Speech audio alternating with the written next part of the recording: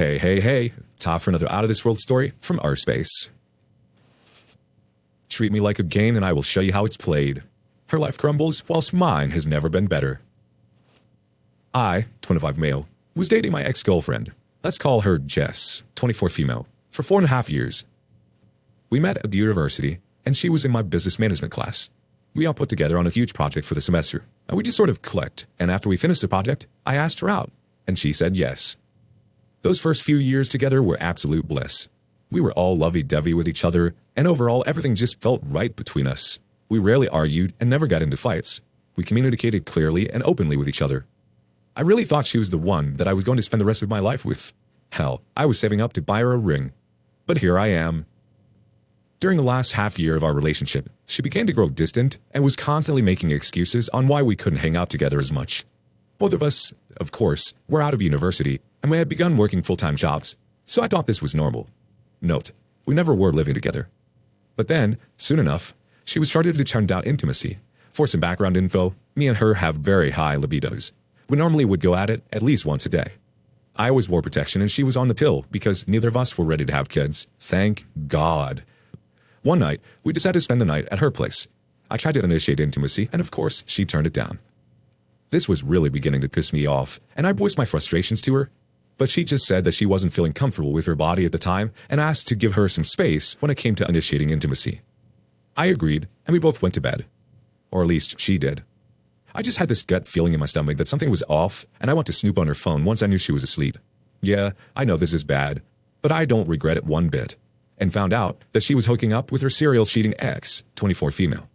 Found messages, pictures, and full-blown videos of them screwing. The videos screwing killed me.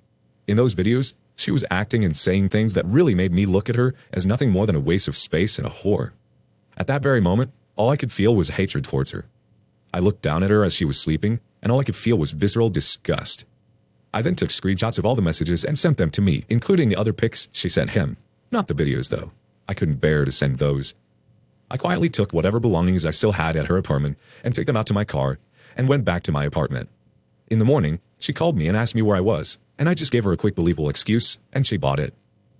Now, here's some background info. Now let me introduce you to one of my close childhood friends. Let's call her Julia, 21 female. Julia and I were really close throughout her childhood, through high school. Me and her brother are best friends. They live a block away from my parents' home and where I grew up.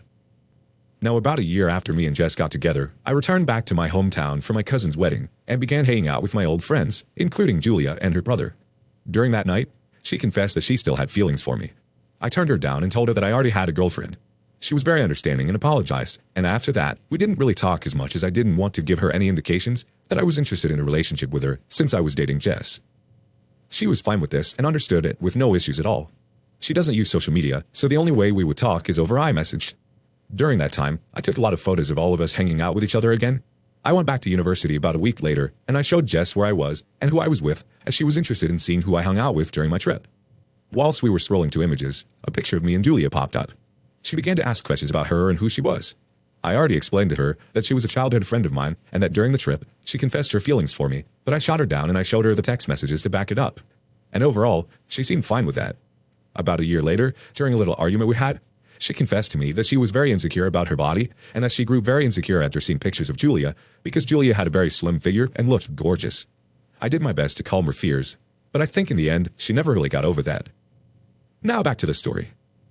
I messaged my parents back in my hometown and asked them if I could stay at their place for the upcoming week, as I have some important things to discuss with them, and they were worried but agreed.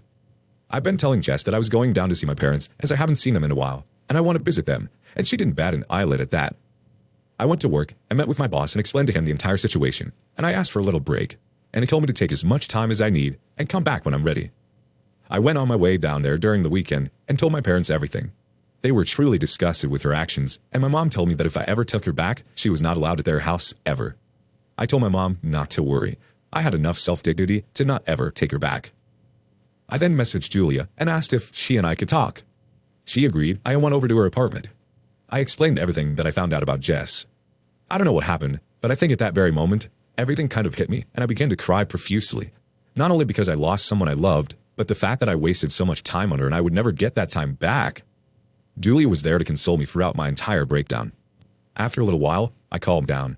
She brought out some drinks and we just drank, watched movies, and played Mario Kart till about 2 a.m. At this point, we were both quite tipsy, to say the least, and I couldn't really go back to my parents' place. She offered me to stay the night, and I did. We went to her room, and one thing led to another, and we were making out on her bed. Just before we took off our clothes, she told me to take out my phone and to start recording. As you can probably guess, we did the deed quite a few times that night. The entire time we were doing it, Julia was yelling out derogatory things about Jess like, well, I can't really repeat what she said because it's kind of dirty, but stuff like that, you use your imagination. After our last go, I went and stopped recording and we went to bed. I woke up the next day to the smell of her making breakfast and we ate together. I asked her why she wanted me to record what we did last night, and she said that she wanted to help me get some payback. I never once mentioned getting revenge on Jess, but I guess Julia knows me pretty well and knows that I would want to get some revenge just for treating me this way. She told me to just send her the audio file for the recording and break up with her. She told me that she still has feelings for me and will wait for me to sort everything out with Jess. I told her I can't promise her anything, and she said that was fine. She just wanted me to know. After that, we said our goodbyes and I went back to my parents' home, and they were kind of worried asking where I was last night. I told them me and Julia were just catching up. My parents were relieved, but as my parents got ready for work, my dad had a small smirk on his face. I guess he knows what I was doing that night. I went onto my computer and downloaded the video from my phone, and edited the video to just audio and a black screen. Once that was done, I spent the rest of the weekend with my friends, partying and having fun as well as spending a lot of time with Julia, and maybe having intercourse a few times as well. This time, no recording. I informed my boss that I would be returning to work in about a week, and he said that was perfectly fine. Best boss ever! I then texted Jess that I knew she was hooking up with her ex, and I sent all the screenshots. My last message to her ever was, "Treat me like a game, and I will show you how it's played." And I attached the audio of me and Julia having sex and then blocked her. Over the next few days, I was getting spam calls and spam messages from a bunch of our mutual friends and her family. I sent them all the screenshots of the text messages that I had, and it was radio silence for the most part after that. Her parents called me and apologized for their daughter's behavior, and that was that. Where I am now, about 1 year later. I just had my 26th birthday with my family and girlfriend of close to 1 year, Julia, who is now 22. I recently got a promotion at my work, and Julia just moved in with me, and she's going to graduate in a little over a week from now.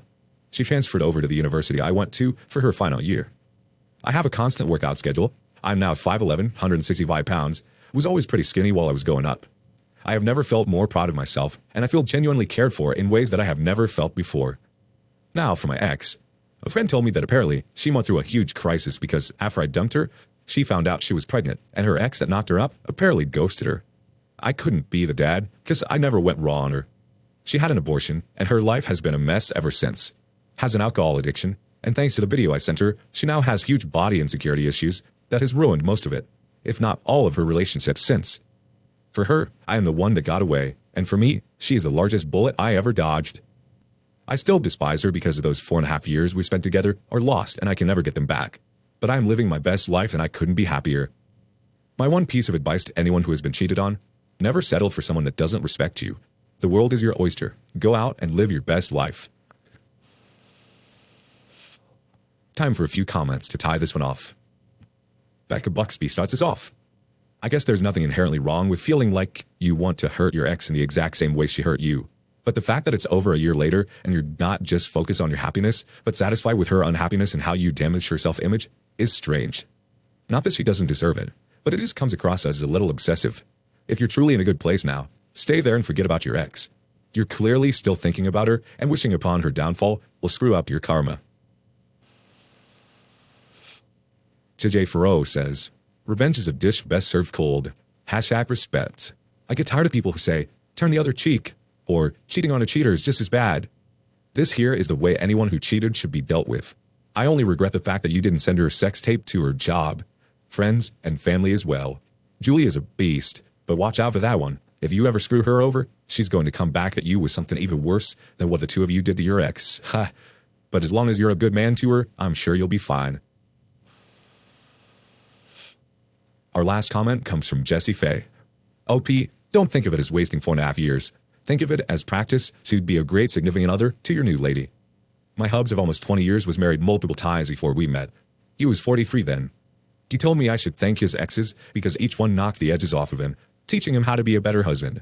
I tell him he's a slow learner if it took that many marriages. Regardless, it worked.